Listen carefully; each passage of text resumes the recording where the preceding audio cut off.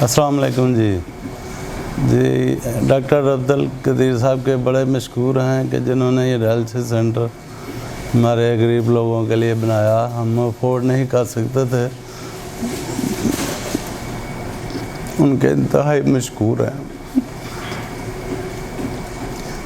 इसके अलावा दूसरे डायलिसिस सेंटरों में करवाए हैं, मुख्तलिफ डायलिसिस सेंटरों में।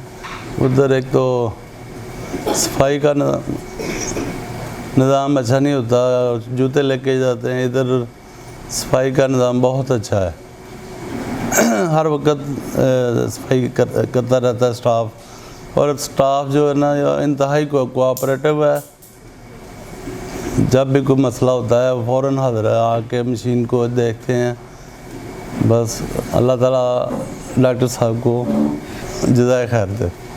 बहुत सी उम्मीद भरी निगाहें आपकी मुंतज़िर हैं। आप अपनी ज़कात किसी भी बैंक में जमा कराएं। ऑनलाइन डोनेट करने के लिए हमारी वेबसाइट विजिट करें। कॉल करें 042 111 717171।